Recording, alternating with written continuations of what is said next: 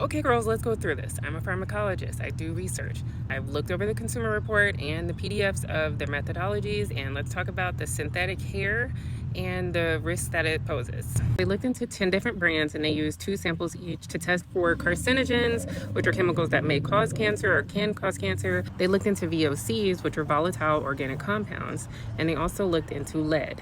So James E. Rogers, head and director of product safety, explains that this is very important to him because his daughters wear braids and this kind of hits home. So he explains, the methodology, which I read on, is it's pretty standard testing, and they found that 9 out of these 10 brands contained lead. As for looking into carcinogens, those are put into 3 categories: known, probable, and possible. And they all contain carcinogens that met one of those categories. I'll leave a link so you can read for yourself, but this is a list of the brands and the amount of lead that they contained.